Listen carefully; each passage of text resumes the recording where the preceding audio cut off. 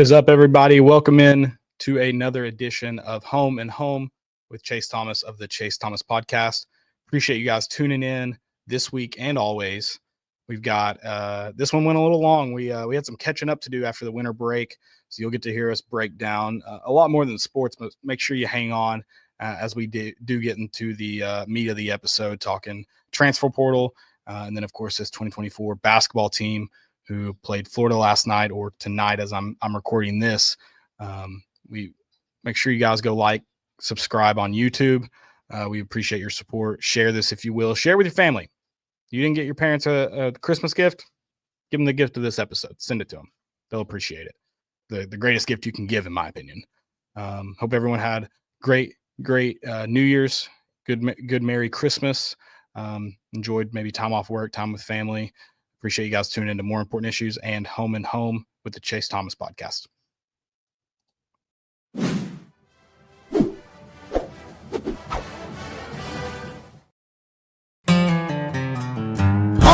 Slam dunks, give him six. Boys at MII, they got your big orange face. All year long is the place to be, to hear some balls for life, talking Tennessee. You can hate us if you want, but we sure ain't worried about you. We got more important issues.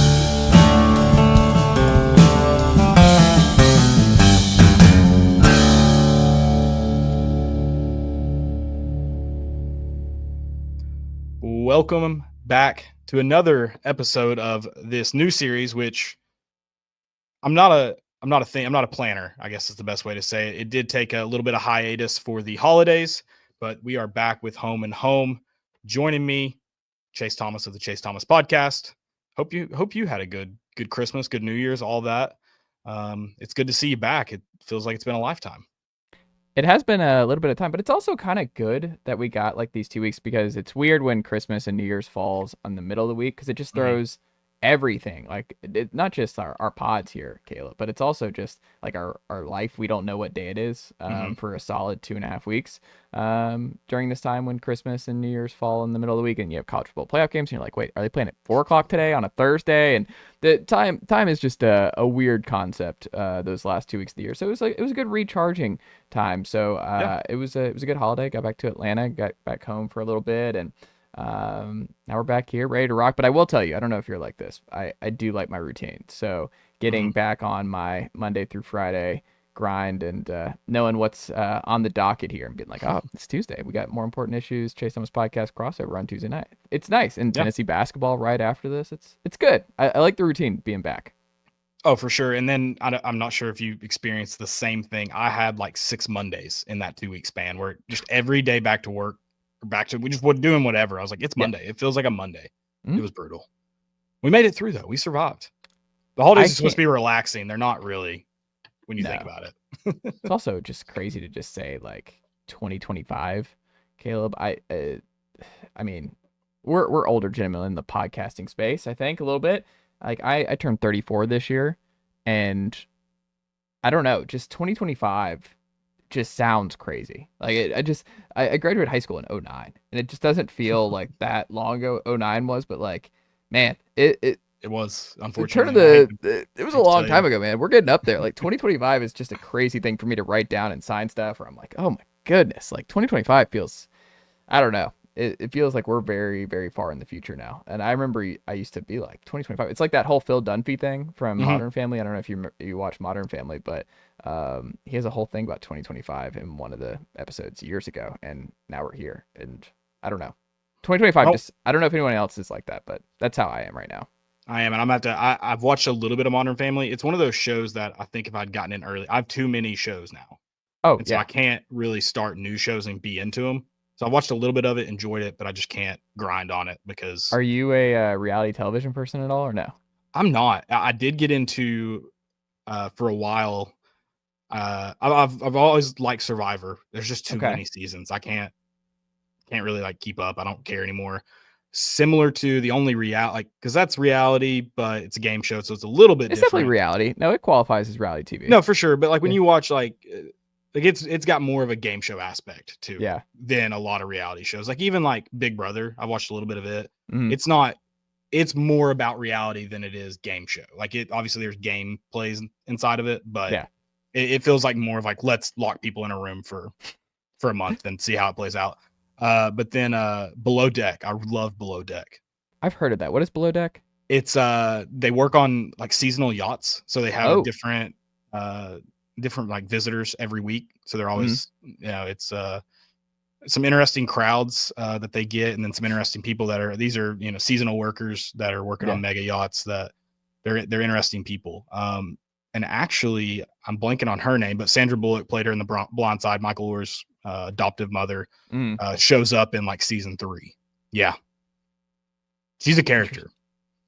Interesting. You don't want to be a guest on one of these ships because they don't typically play you well in the you usually look stuck up and like a jerk, and it's not good. It fits the stereotype right a little bit. Man, you got to get a 90 Day Fiance. My wife is a big reality person, a reality television person, and I wasn't that guy before meeting her, and now being together for going on 5 years here.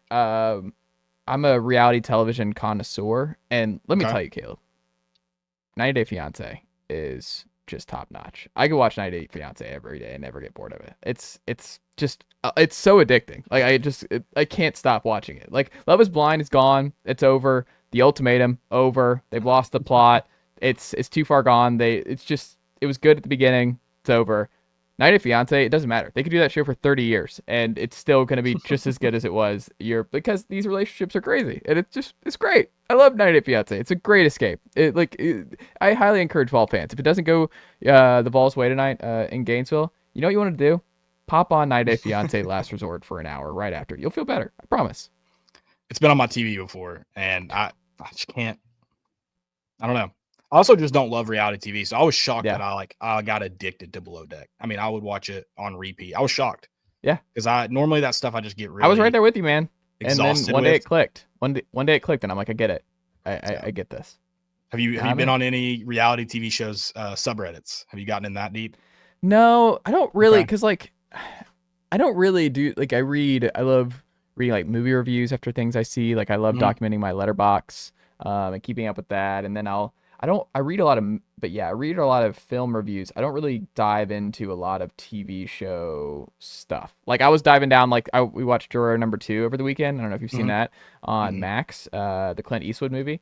Shout out to Clint, still out here making movies at like 98. So just unbelievable stuff from Clint Eastwood. But it's a good movie, and the ending though is, I'm not going to spoil it, a little controversial, and I'm like, I'll do deep dives on that. What an ending that I'm like, oh, what do people think? What of this, that, and the other? What did it mean? That I'll do. But in terms of TV shows, I don't really do that as much. I don't really read like game by game recaps or episode by episode recaps and stuff. Yeah, it's fun to get in on like the live discussions if there's like new shows being released, and I just use it for everything. It's fun. Are you a poster though when you're doing this, or are you a lurker? I'm in between. I'll comment. I'll make some post here and there. I don't post very often on. I'm a lurker, Reddit. Man, on all social. I don't like posting. I'm not a poster. I'm the same way. And Reddit's the only one that's this way. I like the anonymity. Am I saying that correctly? I'm not. Anonymity. How do you say it? Which one are you saying? Which anonymous? One? Like the anonymous aspect anonymity. of it. Yep, that one. See, can't do that. I'll never be able to say that. Not the way you said it. That was really good. But I like that aspect, and I've definitely I've commented things and posted things that someone that knew me could figure out who I was for sure. Yeah. But other than that, I like people not, and it's not like I'm not doing anything nefarious on there. It's just nice to be somewhere that like your face isn't on it. You know, you get it. I don't know. I'm just not a poster. I don't have I like reading takes. I like reading stuff. I'm just not a poster. I'm like the word, like if social media disappeared tomorrow, it wouldn't affect me at all. Like I'd be like, all right. I think I would miss the lurking because I'm with you. I'll lurk more than anything else. But there are people who post every day, all day. It's so funny because it's like you're either wired like you're a big poster or you're a lurker. It seems like I also think those are really creative minds. Some of the posts I see. Yeah, I'm just like, it's not me at all. Like I'm just not. No, I'm off the grid. I like it. Reddit's fun. I encourage everyone to get on Reddit. but do you also Yeah. probably stay off of it because that is, if you think Twitter's toxic, get on Reddit. My favorite thing is podcast Reddit or TV show Reddit is a great example of this too, because you follow it for so many seasons. There is no one more that hates blank TV show than the people that watch it every week and comment on Reddit. I mean, same for any podcast you see or whatever it may be that releases something weekly. The haters, the most hateful people about it are on that subreddit. It's I imagine Game of Thrones, like House of Dragon, it's probably pretty. I don't think I was around on Reddit hard for that stuff, but yeah, I'm sure. Well, I'm talking about the new one, the new show. That's right. House of the Dragon. Yeah, there's a new one. I haven't watched it. Oh, it's great. I read all the books and I could do all that. I love our dog is literally named after a Game of Thrones character, Khaleesi, and okay. Yeah. All right. Well, there you go. Did you like the original ending? No. It was just rushed. Right? Yeah, I think that's how I felt. Yeah, it was just like it was a weird situation because like the books aren't finished and they had to kind of, I don't know. It's kind of awkward. I give them a pass. Like Game of Thrones writers and directors get a pass because it's just it's weird uncharted waters to like have the first part of the book, 3/4 of it, the series, and then not know really how to end this the right way, how to land the plane in an effective way. And I also am not a big ending guy. Like people get so like, do you know how many times I've watched the Seinfeld ending? From like I watch that show all the time to go to sleep. My wife and I, it's our go to sleep thing. Like if I'm taking a nap, I'm putting on Seinfeld. I never have the finale on, but people really hate the finale. I don't watch it. I don't care. Like there are so many shows that don't land the plane right that it just doesn't matter because when I go back to it, I don't. It's such a small part of the story, and I don't know. It's not really for me. I've never understood like the whole like how to. You know what I loved? Lost. Lost was great. A great ride. I love the up and down in Lost, and people were like, "Oh, the ending. Were they alive? Were they not?" Don't care. Do you know what I enjoyed? The ride. I enjoyed everything about my 45 minutes with Lost every week. I think that's a crazy take. Not the Lost one because I've never watched Lost, but I've heard other people's opinions. Very controversial. But to not care about the ending, I think it's a very mentally healthy take, but it's just crazy to me. Not that I'm like hooked on endings. I'm probably like in between. I want a good ending and like I don't really care. I'm definitely not as hard as some of these Reddit posters. I don't care that much, but there's something satisfying about a great for sure tie bow on it. But I do. I mean, I think if you watch any movie, and it's really hard to walk out of a movie and not want more. I think. Yeah. So, how do you define a great ending? It's really difficult. I mean, there's shows that get canceled. Like I love Firefly. The first season of Firefly was great, and never got another one. I don't know if you ever watched that with Captain Malcolm Reynolds from the early 2000s, like a space western. Love that one, but it got canceled, so there's really no ending, and it's kind of like always ambiguous in terms of what happened. But I'm like, I don't care. If I go back and watch a season of Firefly, it's great. You know what people didn't like? The Twin Peaks ending. Twin Peaks is great. I love Twin Peaks. They were like, oh, jump the shark. And blah, blah, blah. No, Twin Peaks is fantastic. So many hours of Twin Peaks is electric television. I'm all about it.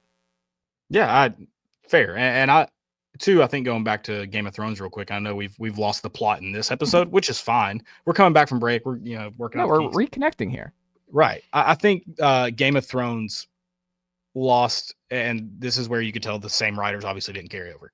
Not that it was like a happy ending necessarily, but the people that the fans were rooting for, it was a good ending for them. Whereas for 2.5 seasons, whatever it was, 3 seasons, everyone you loved died. And then that kind of got flipped on its head. And so that satisfaction of like, yeah, everyone's going to die kind of got lost. Yeah. There's always, you got to find that middle ground of killing everyone off and keeping everyone. It's hard ending things as a writer and everything else. You know what's hard is finishing, like being like, all right, I'm done, and landing the plane. Landing the plane's the hardest part here. Is a good ending is a lot harder than writing the meat and potatoes of a story. It's like there's an art to it, man. It's hard. I don't envy the spots a lot of these folks find themselves in these TV shows and everything else. It's like, man, landing the plane's hard. Are you a Ted Lasso fan? Never watched it. Okay, so this is going to be a thing, Caleb. The endings, they landed the plane phenomenally, and I'm going to be really mad if they come back for I think they could do spinoffs and pick up the story where it left off, but I don't think they should do another Ted Lasso. Well, I think that's another thing, like with just TV shows in general now, because there's so many and you don't know if you're getting another season. Like, I think you kind of have to like end each season for a lot of these shows, like with the assumption that you might not be brought back. So you Right. like Righteous Gemstones, one of my favorite shows. I love that Just unbelievable television. But that, not no spoilers, but the last episode of Righteous Gemstones absolutely could have been the series finale, the way Right. they wrapped it all up, just in case. But it got renewed for another season, Right. so I'm like, great, love it. I would have been satisfied without if that's how it ended, but we get another one and we're back. Like Righteous Gemstones, I can't wait. That's gonna be back in my life this year. White Lotus is back here in a couple weeks. Love White Lotus on Max. Yellow Jackets, I don't know if you watch that on No. Showtime. It's basically like a modern version of Lost.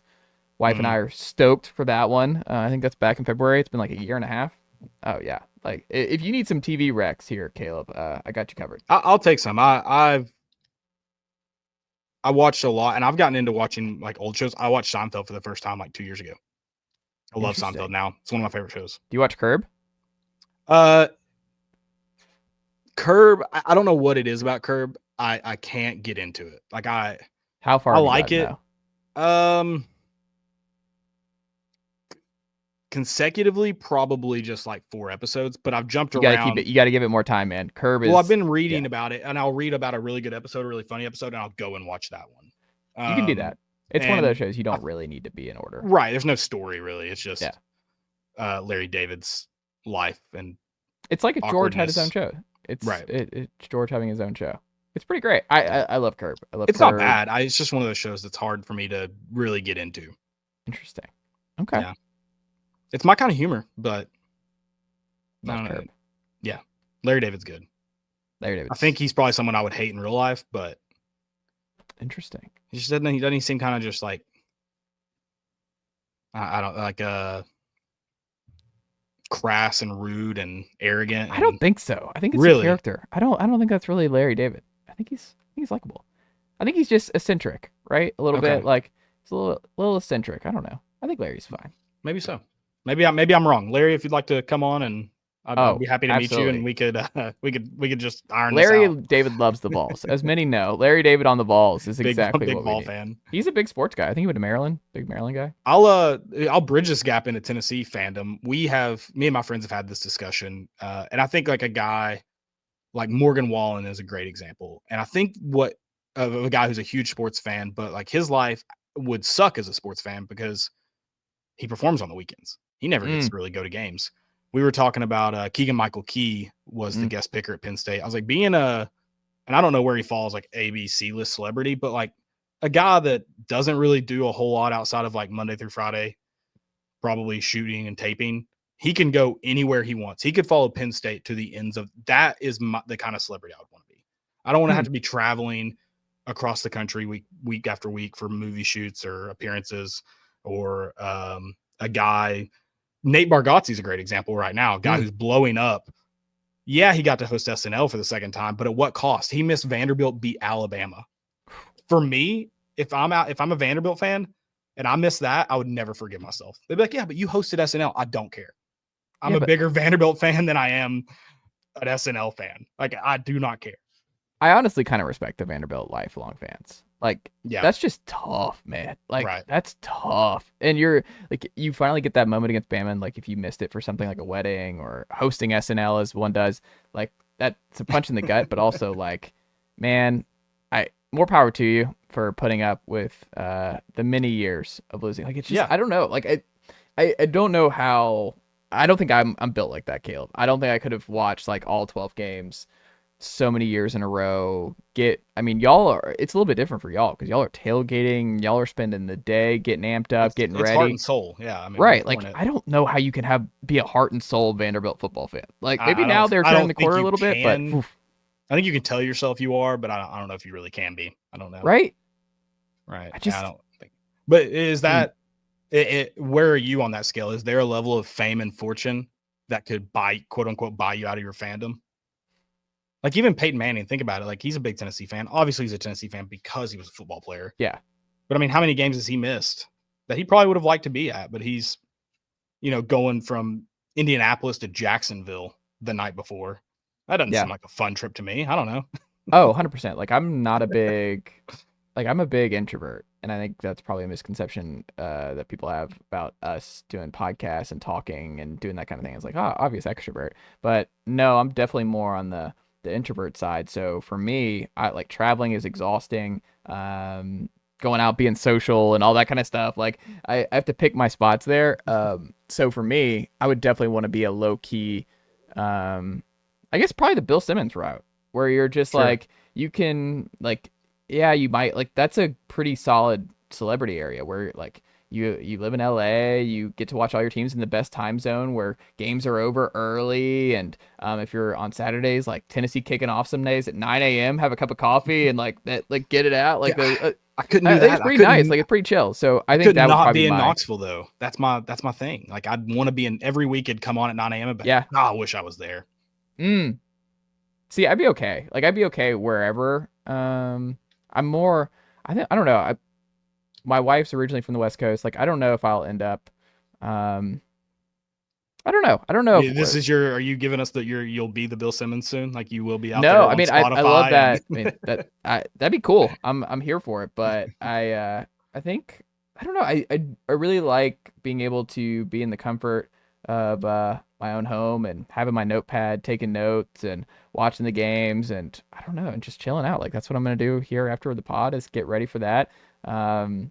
Have some tea and just stay warm, cuddled up, man. Weighted blanket and hopefully watch Tennessee beat the Gators here on Tuesday night. But yeah, I don't know.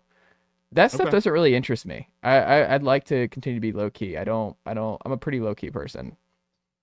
That's fair. That's another interest. Like I want to be at the game. Like I want to be in the environment as much as If I never went to another possible. game, I'd be okay. I know that's crazy. That is crazy. I as I'm getting older, I enjoy the comforts of watching. Like I like the comfort of my home watching a game, but it's one of those I'm like, I wish I was there as much as I enjoy watching sitting on my couch with a heated blanket right now. Like if I had the time and money to be in Gainesville tonight, I would be. Yeah. I think for me, maybe I like baseball a lot in person. Like of the three, that's the one I probably prefer to be at the most. I mean, just being there for so many big Tennessee baseball moments over like that's just different. Like it's a different kind of feel. It's a lot more I don't know how to explain it. It's just because the baseball small. Broadcasts suck too, which makes it hard. Majority of baseball broadcasts, not all of them. It's it's a little bit different, but it's also you don't really get the crowd effects. Like it just doesn't feel the same. Like the being in the building for like it can come off a little loud sometimes on the broadcast, but like when you're there, it's unbelievable when Tennessee has a big moment inside LNS. And that's not a knock on, I mean, friend of the pod, Cody Hahn is a guy that's on those calls pretty often. That's not a knock on the announcers or even on the production crew in general. It's just the capital that they put into that. Yeah. Is not what it should be at, in my opinion, at this point in SEC baseball, which is quickly approaching, by the way. We're getting there. You get a camera on a scissor lift in the outfield, and that's what you're looking at. And it shakes anytime that place gets loud. I mean, I've gotten headaches watching Tennessee baseball because that place is so loud. And so it's not a knock on anybody. It's just kind of where the sport's at it right now. I guess I would say I'll revise my answer. I would get anxious or not being at a Tennessee baseball game for a long time. Like that they're about to call you on stage for your encore. Yeah. And you're like trying to quiet the crowd. You're like, no. Like Drew Gilbert's up to bat. Oh, 100%. This is not happening right now. You all can just go home. 100%. Like I don't know if you're like this, but I mean, of the three, of the big three here, what gets me the most still emotionally on edge is Tennessee baseball. Like I'm the most emotionally locked in, and it's hard, man. Like it's those weekend series. I mean, obviously like Tennessee, Florida State, and the Blake Burke check swing, and Hunter Inslee, all of his heroics, and just this whole run this year like took 5 years off my life. Living and dying by that run. I'm glad they won because I don't know what I would have done if we had just been that emotionally exhausted from that kind of run to not win it all. Would have been hard to bounce back because man, I was tired at the end of that. Like I was tired last summer. Yeah. Oh yeah. It was pretty. It would have been emotionally draining regardless. Yeah. It would have been worse if like it didn't have a satisfactory ending. Like you needed it. Bringing it back to the ending Yeah. part of this, like Yeah. a good ending. That was a great ending. Many in the It was. SEC have all agreed that was the best ending possible. Absolutely. And we were talking about concerts. I was actually at one in 2022 for the Notre Dame game on Saturday night. Mhm. I was at a festival that I didn't look at. Again, not a good planner. I was just like, Yeah. yeah, those are some good bands. I'll be there. Wore my Tennessee baseball jersey out that day and that night. Someone offered to buy it off me for like $500. I was like, absolutely not. And then I walked away and I was like, you moron. It doesn't even have a number on it. But I had to wear it that day. Yeah, no, I regret it. But I had the game. Like I'm watching KG Elephant on stage and I have my phone where I can see the game and the band. I've got like 4 dudes over my shoulder watching it with me. Mm-hmm. I was like, this rocks. Dudes rock. I mean, I planned my wedding around in terms of date based on Tennessee schedule. Yeah, I got married in fall. It was like we picked Akron, and like it worked out. Like I do bash fall weddings, but when they're on either like not great games or an away game, they can be a lot of fun if the wedding party cares about football. If they don't, it makes it a little more awkward. But like our wedding party and everybody we're big football people, so it's just more of like for me, it's not. I don't want watch party at that point. Yeah, and I don't want that for my wedding. Like, and I don't want that for my wife. Like, it's one of those where it's just kind of like, let's not put it. I don't want to be in a situation where I'm thinking about what Tennessee's doing against Florida here as we're getting ready to walk down the aisle and everything. So I might like, let's go ahead and not have that as a possibility for me. So that's what I did. Like it worked out great. It was a great time. But yeah, I highly encourage folks who want to do fall weddings in Tennessee country. Away games. Yeah. Or Akron, for example. Yes. That's a great call. Like it's tough, man. Cause you say like, oh, I'll be locked in Florida weekend if it's a great venue. So I'm telling you, Don't do it. You might your guests will hate you. Yes. They'll all be there because they love you, but they will not respect you any longer. I'm sorry. That's just the truth of it. It's hard, man. Did you see the Landon's video of us at a buddy's wedding the night of the Illinois game? Yes. See, that was fun. Like it timed it out right. It worked. Yeah. But yeah, that is I'm okay with that. I would have been watching that game at home anyways, or maybe at a bar with my friends. So that worked out fine. Yeah. That was a good time. I mean, there's an art to it, man. And fall weddings in the South, like we lucked out, man. Our wedding day was it was not too hot. It was great. I mean, I had a broken foot leading up to it. So I mean, I was walking around with a broken foot, but outside of that, it was pretty great, man. It was good weather, but Tennessee beats the brakes off Akron that night, and I watched it the morning after on the way to the honeymoon destination. I was just caught up and all that good stuff. It worked out, but all like no one had to worry about like where people's attention were and all that kind of stuff, and it was just fun. So it's sometimes it's a little bit more complicated to get the venue you want at the time you want, and we got to make sacrifices. Yes, but you got to make sacrifices. That's how it goes. Yeah. Unfortunately, you can't sacrifice football. Don't do it. Just don't. I mean, you only get so many. Yeah. You can get married numerous times if you'd like. Well, I'd rather not. I'd rather. Right. You don't have to. You probably shouldn't, but you could. Or you could just have weddings as much as you want. There's no rule about that. That's something people don't consider. There's a lot that goes into weddings, man. Like that's a one and done. Weddings, the wedding planning part of it is a lot. Yeah, I don't envy people who I'd say have to, I guess decide to is the right word, go through that stress. It's stressful, man. Like it's I don't like how miserable the planning of weddings seems to be, which like you know have a take on spoons and plates. Like there's a lot of take requests that I did not have in terms of like I don't know, like that I think that's fine. Like did you have to find yourself caring about something though, so it didn't seem like you didn't care at all? Like you had to, you're like I don't have a strong take. Like I'm not wavering on these napkins. I'm not wavering on them. This is what's gonna happen. But I mean, it's one of those where I'm like, I don't have it. I'm a big like you don't have to have a take on everything. Life's a lot easier when you limit your takes. And for me, I'm like, I don't have a take. Like I'm good. Like, but she's like, no, I need you to like one or the other. And I'm like, I like them both. I'm also one of the least observant people on the planet. So like I've been called a mole rat by my close friends because like I can miss things very obvious in front of me. Like just I won't pick up on it. So I'm like, I'm not even gonna notice this in the moment. And I'm just a bad person to ask about this kind of stuff. I'm gonna love and appreciate whatever we do, but ultimately there's no chance. I can't fake a take. Caleb, all my takes here are genuine. When I have a take, it's genuine. That better man than me. I can care about anything at any point. Oh, what's been your fakest like performance Tennessee take that you've ever had on a podcast? See, those it's not so much the take that will be fake. I might just Yeah. get like more riled up about it Mm. than I actually am. I might have to think of one more recently. Uh,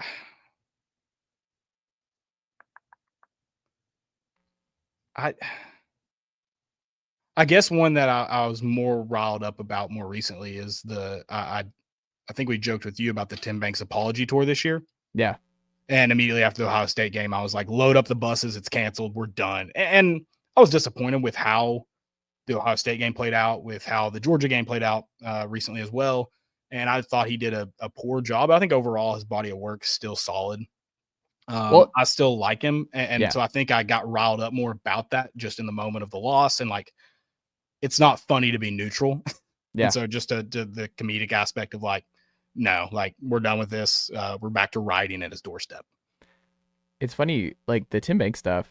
Ryan Schumbert of Rocky Top Insider and Ethan Stone of Saturday Down South last night, we were talking about this, and what I've said, and I don't know if you feel the same, Caleb, is in 2025, like I have no questions about the defense. I think the defense can be better next year. Like Rodney Garner still here. Like I love the linebacker talent. I think you're going to upgrade there. You get back your two best corner combination in 20 years.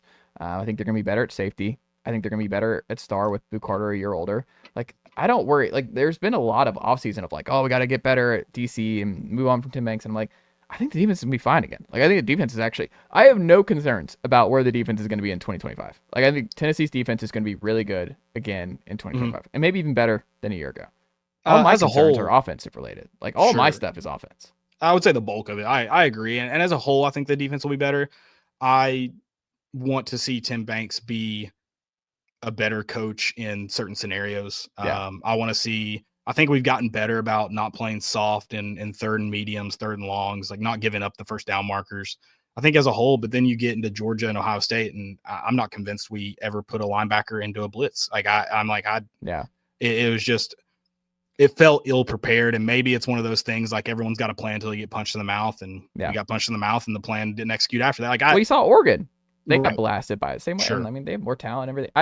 I don't know. I think they're gonna be fine. That's at least my concerns. I don't have any it's not a big focus on them. I'm not out on Tim Banks. Like I said, that one I probably played up. I am of the mindset of like, all right, we were kind of holding our hands up. Like we were wrong about you. You're a great defensive play caller, and I still think he's solid. Like I like Tim Banks. He's somewhere in the top 15 in the nation. I think he's one of the 15 best defensive coordinators in the country. But I'm also not putting on a Taylor Swift-esque apology tour like I was in October for him. So. Yeah.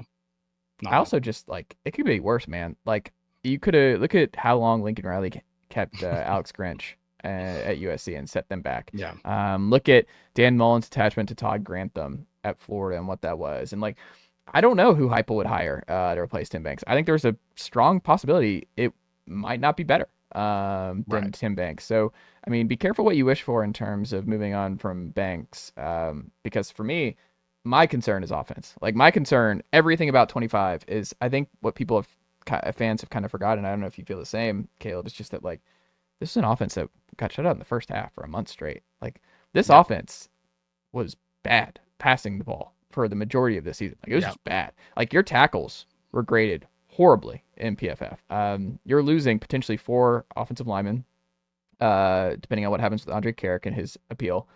You're going to have the first year without Cooper Mace. We saw what that looked like briefly without Cooper. I don't know what that's going to look like. Yep. You're going to have the most uncertainty you've ever had at running back in the Heupel era. They could have really, really used Dylan Sampson back. And I want to pose this question to you, because if you could have, we talked about this last night, is if you could have one player back who's out of eligibility, who can't come back from the 2024 team, who would it be on the 2025 team? Because for me, my answer was Dante Thornton. And Ryan threw out Dylan Sampson, and I think both are probably the 1-2 pick. And you could sway me on either being more valuable here for one more run. But I mean, Peyton Lewis I like, but I don't know. Deshaun Bishop can't stay healthy his last 2 years. I mean, he's good when he's available, but he has not been available for how much they need him. DeJuan Morris I like out of Murfreesboro, but We'll see. Asking a lot of true freshmen, but like they're kind of thin there, and I don't know what that's going to look like in 2025. And then receiver. I mean, this is a youth movement, man. Like these are all freshmen or redshirt freshmen and a couple straight up sophomores, but you have one upperclassman in that room right now, and it's Chris Brazzell, who had one of the more bizarre seasons on Rocky Top because he has maybe the catch of the year and also goes off against the bye games and then has just nothing in every other game this season. It was a very bizarre year from Chris Brazzell, so I don't know what to expect from him in year 2.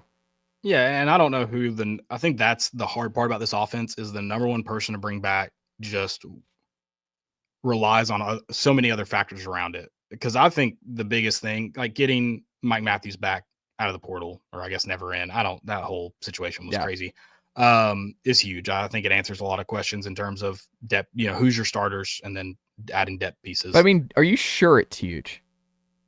I'm sure that it could have been a lot worse. Yes. But I think the that reason goes I wonder into is like here, how many in-house guys has the staff developed at receiver? No, yeah, the answer for is sure. 0 right now. Like Nathan Leacock's gone. He was a high 4-star. You have Caleb Webb, who's a 4-star, Adam McKeechern back in the day. Like the big wins for Heupel and the staff at receiver have been Pruitt guys and Jalen Hyatt and Cedric Tillman, or transfers and Velus Jones, Brew McCoy, Dante Thornton, guys. Like there's no. I mean, I guess you can maybe say Squirrel a little bit, but it's Squirrel. I mean, as of right now, I don't think he's an NFL receiver. Right. I don't think he's okay. He can't stay healthy. Like Squirrel's fine. Right. But I don't know. Like I hope Mike Matthews is great. I hope for sure. I think it's one of those things where we talk, and I've got a question about transfer portal, like how, in terms of how you think it's impacted the Vols either positively or negatively. But I think it's one of those things. We talk about winning and losing the transfer portal. You're going to lose guys. Like it's just natural. Yeah. It's a battle of attrition at this point. If you look at baseball, they lose probably the best pitcher on their staff, who's a freshman All-American. They go on to win the national championship the next year. Losing both Jonas Adu and Tobe Awaka were massive, massive hits for Tennessee basketball because you lost Dalton Connect, because you lost Josiah and Santiago. That was the biggest loss you had in the transfer portal. And it looks like you've won that transfer portal trade. And so I think if you lose Mike Matthews, that makes the Squirrel trade a lot harder because then you have Squirrel and Mike to replace, and it gets a lot harder to win. Could you win it? Sure. I think you still could, because I think Squirrel struggled this year with injuries, with catching the football, with just about everything that's important as a receiver. But I think he's replaceable. I think Mike Matthews as an individual, replacing both of them, I think would have been very, very difficult, because I think they find somewhere else for Mike Matthews to play if Squirrel's still here. I think it's just about getting him I think it's about getting your best 3 receivers on the field. And I got to think they're going to get back to that attempt, right? Like play where you can. Man, nothing would surprise me. Like there's so much emphasis. 2025 is a full-on youth movement on the offense, which I think could be a good thing. It could be, because you're going to start a true freshman at right tackle. We talked about this with the receivers. Everyone's mad that Squirrel left. I'm thinking everyone wanted him gone after this year. Why are we mad about it? Yeah, that one doesn't really. No, we look at the offensive line, and as much as it sucks to lose these guys outside of Cooper, we wanted them gone. Yeah, I mean, that's fair, but it's just this is a huge. I'm calling 2025 the eval year for offense. Yeah, like this is an ultimate eval year, because your running back room is all evals, your offensive line are now going to be all your in-house evals, and your receivers are all in-house evals. Like this staff, like this is an indictment year, because you're clearly, the portal is basically like the receiver options now are gone. Like you get Amari Jefferson in the boat, we'll see what he looks like, but he's a redshirt freshman, didn't play at all with his hip injury early at Alabama. We have no idea what Amari Jefferson's going to be as a football player at this level. Again, another intriguing blue chip player. Could he be good? Yeah, absolutely. Like I'm not like, he could be good, but there's a lot of could be's on offense. There is a lot, and you're buying into stuff. Like I'm not worried about the could be's on defense, because I've already seen Jeremiah Tealander and Arian Carter, Edwin Spillman came on down the line. Like I think those could be's. It's not that hard. I don't have to squint that hard. Devin Hobbs being an elite interior defensive tackle. I don't have to squint that hard. Isaiah Campbell at the strong side defensive end coming in. Like, it's not, I don't have to really squint that hard that he's going to work out. Jordan Ross coming on in year 2. Not really having to squint that hard in terms of like the could be. I have to squint at the could be's on offense because, I mean, you're looking at 2 straight years of just really, really, I mean, I don't even know what to call it. Underwhelming. Underwhelming is probably the best way to describe it. Underwhelming. Underwhelming passing attack. Yep. For now half of the tenure. Like, this is a huge year. I mean, you were 94th in passing in conference play this year. Like, it's not just on the receivers. I think Nico was great from the second half on against Alabama this season. Nico is the least of my concerns, honestly, on offense. But what if the tackles aren't good again? What if William Satterwhite's not ready to be the center? Because he's a big eval bet by Glenn Ellerby, who has not developed an in-house guy to this point. Like, Satterwhite, I hope he's really good. I hope he's able to fill right in for Cooper Mays. We don't know. But the only thing we do know is they haven't hit on any of those evals to this point. So right. I think for Tennessee to be a really good offense as a whole in 25, you're betting on a lot of guys that they have brought in, that staff has brought in, make the jump. I think 1 or 2. Dylan Sampson was a hype, right? Oh, yeah, running back I'm not worried about, though. Running back, they're fine. No, yeah. I'm just, in terms they're of, just like, thin there. I think they're just, right. I think they're thin at running back.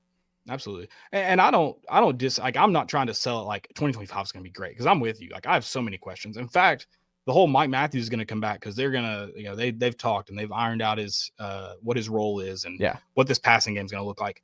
Your passing game doesn't matter until you can get your offensive line figured out, which is far from being figured out, in my opinion. You ask who the number 1 player I bring back. I don't love this answer because I don't know who the other 4 are around him, but I'm bringing back Cooper Mays because I think he can get those other 4 up and running before anybody else. And that's probably who I bring back. Now, if you had a decent to good offensive line, it's probably Dylan Sampson 1 because of the thinness of that room, Dante Thornton 2nd. But with the unknowns at offensive line, I'm probably bringing back Cooper Mays. I want a veteran snapping the football. I want a veteran calling out blocks. Like, that's who I would want there this year. Like, I think that's going to be a big, big loss. But Satterwhite could be good. Like, it wouldn't surprise me if Satterwhite's good. He could be. Yeah, I absolutely. And I mean, I think there's there's a high ceiling with this group. There's a ton of talent. How it's been developed is going to be found out, for sure. I like the little bit we've seen from Mike Matthews. I still think he's got a long way to go. Because, I mean, we didn't see a lot either. So, like, you don't really know. Yeah. Like, you have an idea, but you don't really know. But I mean, a lot of too, what these receivers have struggled with in the last 2 years when this passing attack's died down is catching the football. If you catch the football better in 2022, or 2023, if you catch football better in 2024, does this passing attack look better? Because we talk about, like, and I've been part of this. Like, it just doesn't feel like we're taking the same deep shots. Why would you when your guys can't catch? Well, you're just wasting a down. I mean, that Nico and game your guy is can't Kentucky, throw. Right? He has 4 touchdowns. He has 2 drop touchdowns in that game. Like, Nico played lights out. He put the ball where he needed to go, and Nimrod and Brazel had 2 bad drops that were 6. I mean, I just think I would feel a lot better about this passing Hooker attack. throw that much more of a catchable football? That spiral just look perfect? Yeah. Could they see the white of the top? That much better. I mean, if you were to tell me the starters at wideout in 25 were Dante Thornton on one side, Mike Matthews on the other, and Braylon Staley in the slot, you could talk me into that being a lot better than what we've seen the last 2 years. Like, I think there's still a lot of optimism around Braylon Staley and Mike Matthews. But I still would love Dante Thornton, who is, I mean, he was right there with Trey Harris and Ryan Williams this year in terms of his yak stuff and what he meant. Like, the Vanderbilt game. Does Tennessee win that Vanderbilt game if Dante Thornton isn't able to play? I don't think so. I think that's one of those where he got them hard back to argue. in. Yeah. I mean, Oklahoma, he has the biggest play of the game in Norman. You may not win that game either without him. Florida, like the rollout to Nico like Dante Thornton was the X factor. Like, he was the only one when he got. I think you're talking about Alabama, which was a bigger game. Yeah, in the grand scheme. Where Nico rolls out and hits him. I mean, throws a dot. He's still got to make the incredible catch, but throws a dot to him. He gets open. Like Dante Thornton, I know gets open. Thornton, I know is a yak guy. He is your chunk play guy, and I just would love to have one known chunk play guy, and Dante Thornton was it. Like Dante Thornton has been your best receiver the last 2 years. Right. Going back to the offensive line struggles, and Nico definitely looked a little more uncomfortable than you'd like in that Ohio State game, just because he was getting pressured from all angles. There are a lot of times they did well. Receivers got open. I say a lot, a handful that may have changed the course of the game, that the receivers actually got open. I've seen some clips of all 22 that make my stomach turn. That, man, if you hit that first down where there's a receiver open, you have time in the pocket, and he just darts. And I would like to see that play out differently, which you now have a second-year quarterback. And maybe that gets better, but also, what is the offensive line? What can these receivers get open? Because they did struggle to get open. Not as much in the Ohio State game as I thought, but they struggled throughout the year to get open. Yeah, it's like, which is baffling. You had Jalen Hyatt running. Yeah. I mean, so open, you thought he did something illegal. I mean, right, like this is coming back for illegal shift. This is offensive PI. This is something. You can't be that open in football. But the offensive line was so much better then. They were. And I mean, but it's not like it took Jalen Hyatt long to get open. Yeah. It's not like these were long developing plays all that often.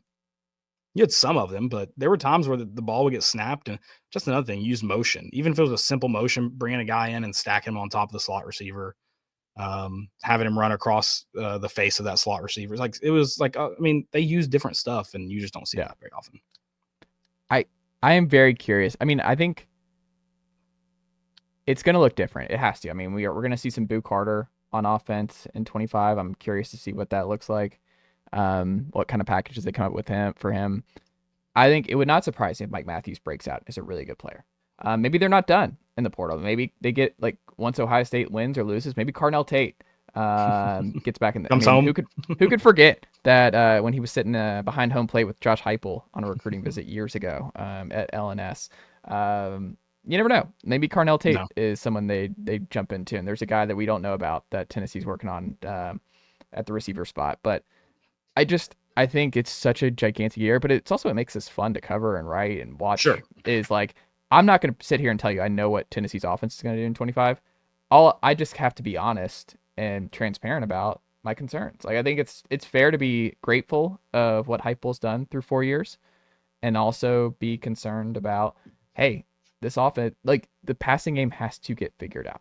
Yeah. And if you're running it back with the same staff and you're betting on all of these internal evals, like, all right, at some point, like, you have, like, this has to work at some point, or we have to shake things up. And the fact that they're not really shaking it up, other than going internal with their young options, who could be really good, like we talked about here, I think it's a big year. I think this is a huge, huge year for this staff and the future of UT football. And I'm not going to sit here and tell you I know which way it's going, but I do think it's fair for us to have these offseason conversations of, like, look, you have to be honest about the real issues with this offense, specifically with the passing game over the last 2 years. Yeah, absolutely. They've definitely got a lot to fix. I am going to try to be a real host for a second. Try to answer some questions before Tennessee tips off here in Gainesville. How do you feel the transfer portal? Like, or let me change the question just to get us through. Give me a name or a position that Tennessee's got to go address. They've got to go get in the transfer portal. I mean, I think it's a veteran receiver. Like, I joked about Carnell Tate, but, like, somebody like Georgia.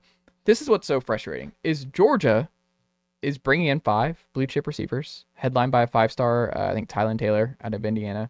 They're reinventing that room. They retain Nitro Tuggle, 4-star kid from this past cycle. You're bringing that. You're moving on from a lot of guys, but you're also going out and getting Zachariah Branch in the slot. You're also going out and getting Noah Thomas on the outside. 2 guys who really could have fit and been really important for Tennessee, while also bringing in your young guys. So I think those 2 names would have been awesome. I would have. I think both would have been good. So I heard he had a no contact tag. Is that true? Yeah. So he was never coming to Tennessee. That was the rumor I heard. Yeah. I'm like, all right, well, we should have known then and there. It wasn't. It was either was Tennessee or wasn't. There wasn't he could come. Well, and we talked about this too. It just feels like Vitello and Barnes have the portal down.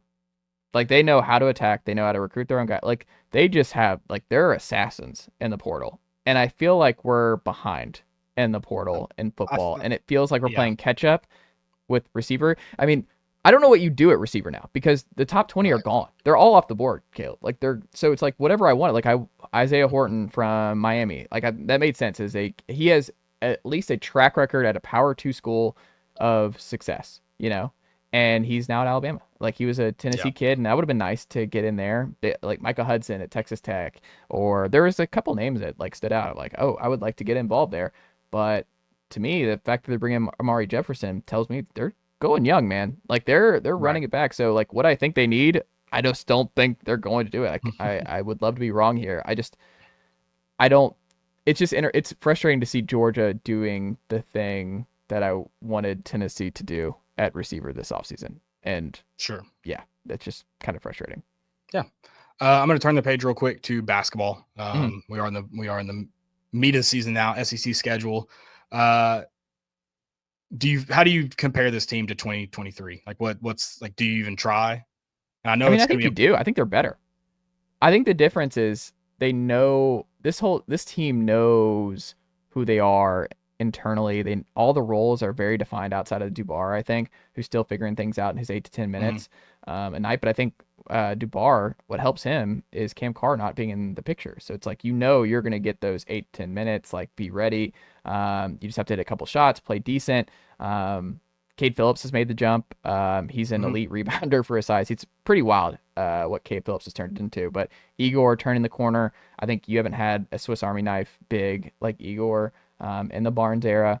And I think Chaz, I mean, his usage rate is almost identical to Dalton. The difference is like his is more in rhythm. His is more within the flow of the offense where he's getting 10 threes up and it doesn't feel like he's shooting 10 threes. It doesn't feel like he's chucking.